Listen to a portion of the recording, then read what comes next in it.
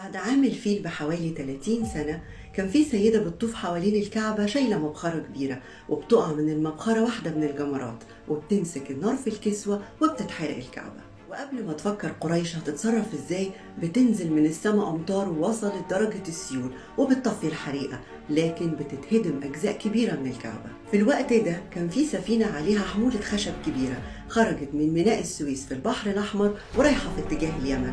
بتتعرض السفينة لعاصفة شديدة وبترسى السفينة قرب ميناء جدة، ولما بتسمع قريش عن جنوح السفينة وحمولة الأخشاب بتشتريها كلها. كان على السفينة نجار مصري قبطي اسمه بخوم، بتعرض عليه قريش انه يساعدها في تجديد الكعبة، وبيوافق فورا اول ما بيعرف قدسية المكان اللي هيساعد في تجديده، وبيقترح انه يرفع باب الكعبة عدة درجات عشان السيول ما تدخلش تاني جوه الكعبة. وكمان عمل سقف للكعبة، ودي كانت اول مرة الكعبة يكون لها سقف، وفضل بخوم عايش في مكة لحد وفاته.